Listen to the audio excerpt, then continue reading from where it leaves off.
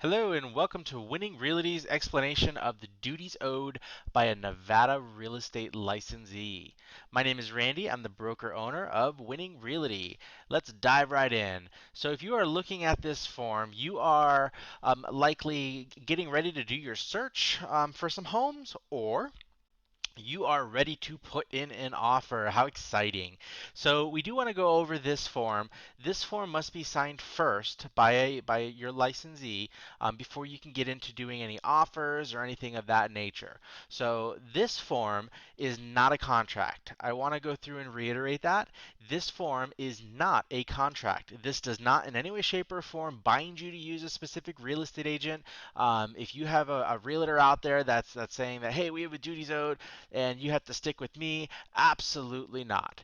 This is not a binding contract in any way, shape, or form. All this form is a disclosure of what your real estate agent should be doing for you and what duties they have to you. Okay, so right off the bat, let's get into it.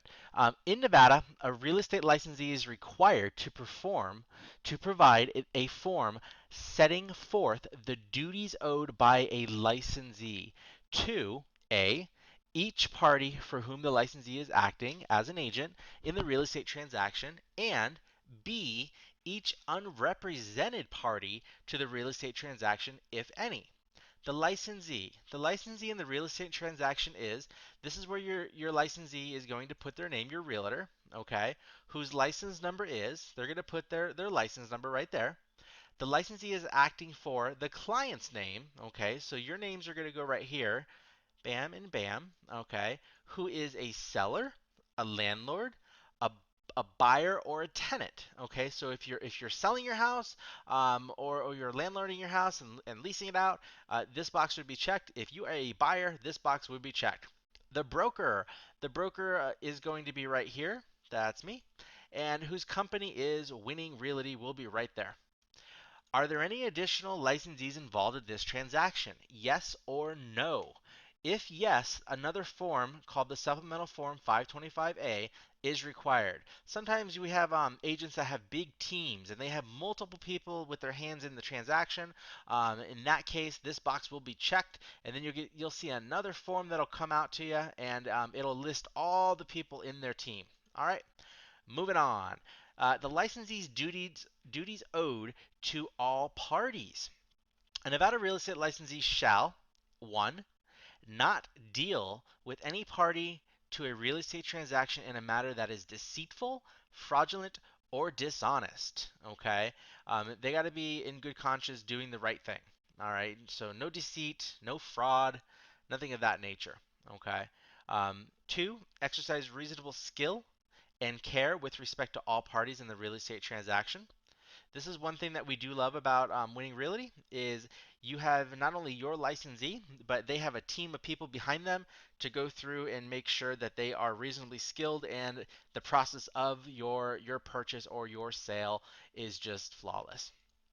3, they are going to disclose, keyword here, disclose to each party to the real estate transaction as soon as practicable A, any material or relevant facts, data or information which licensee knows, or with reasonable care and diligence the licensee should know about the property. So if it is a material fact that is known about that property, we will go through and disclose it. Okay, if there's something that comes up and we find out and think that you should know about it, okay, we are going to disclose it. B, each source from which the licensee will receive compensation. Okay, and 4, abide by all other duties, responsibilities, and obligations required of the licensee in law or regulations. So, in a nutshell, they are going to do the right thing. They are not going to be deceitful, and they are going to disclose anything that they know about the property that could or could benefit you or could actually hinder you. They're going to let you know if they are aware of it. Alrighty. So that is your shall. All right. Licensee's duties owed to the client. So if you are our client, you get a little extra here. So a Nevada real estate licensee shall 1. Exercise reasonable skill and care to carry out the terms of the brokerage agreement and licensee's duties in the brokerage agreement. 2. They are not going to they're not going to disclose except to the licensee's broker anything confidential relating to you within 1 year after revocation or termination of the brokerage agreement, unless the licensee is required to do so by law, of course. Okay, so your information that you reveal to your licensee is protected for 1 year. Okay, unless it gets court ordered. 3, seek a sale, purchase, option, rental, or lease of a property at the price and terms stated in the brokerage agreement or at a price acceptable to the client. Okay, so they're going to go through and try to get you the best possible deal for that property. Okay, present all offers made to or by the client as soon as practicable, unless the client chooses to waive the duty of the licensee to present all offers and signs a waiver of the duty on a form prescribed by the division. So basically, this is telling you that if you want to write an offer, we will present it as soon as humanly possible.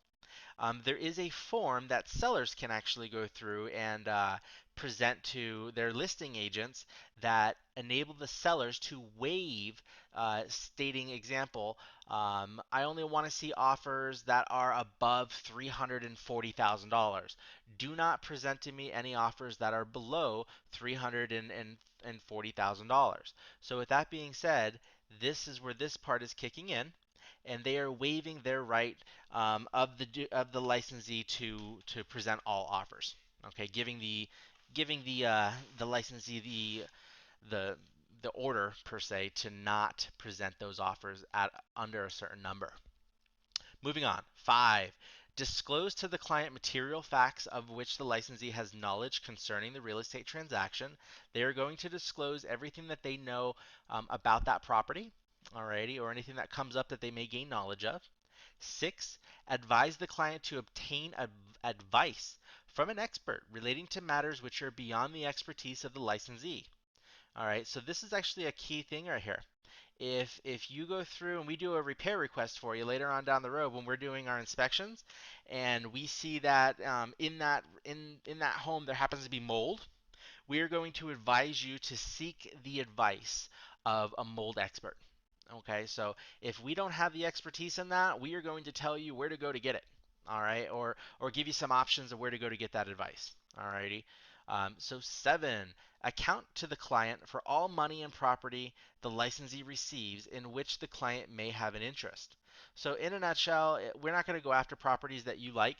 All right, or if you want to put an offer in, we're not gonna fight you and try to go after that same house for you. And if you give us any deposit checks or anything of that nature, you can account that that money is going to be accounted for.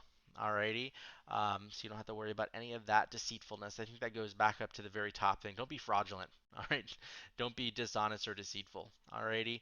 Um, Duties owed by a broker who assigns different licensees affiliated with the brokerage to separate parties. Each licensee shall not disclose, except to the real estate broker, confidential information relating to the client. Alrighty. So in a nutshell, what this is stating is that sometimes you're going to see where one of my agents represents the buyer, one of my agents represents the seller. Okay. Or sometimes one agent actually represents both sides. Alrighty.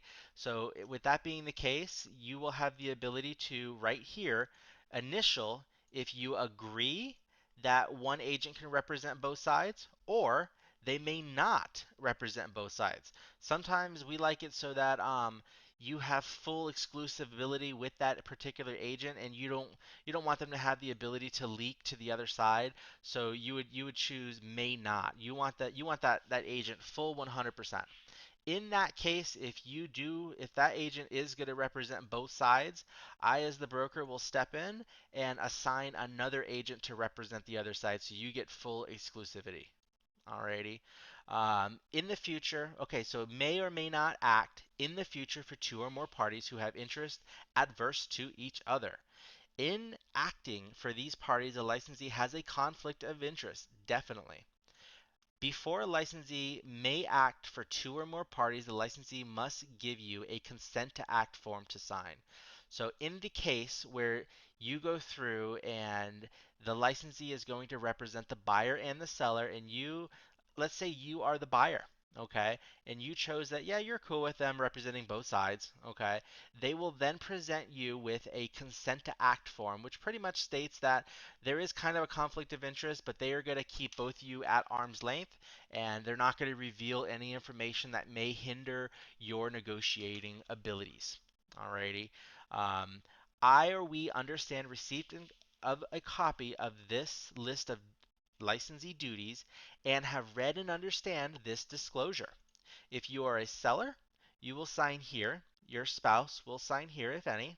You will date and time. Typically, most of the time, this is done by DocuSign or eSign. The buyer or a tenant, you will go through and sign here and here, date and time. That is a duties owed, and that is exactly what a duties owed is for in the state. So if you have any questions at all in reference to a duties owed, definitely consult to your Winning Realty agent, and they will be more than happy to go over this with you. But I do want you to be very aware this is not a contract in any way, shape, or form. This is merely a disclosure to enable you to have an understanding of what your licensee does and does not do. Have a maximized day. And again, my name is Randy, and I'm the broker owner of Winning Realty.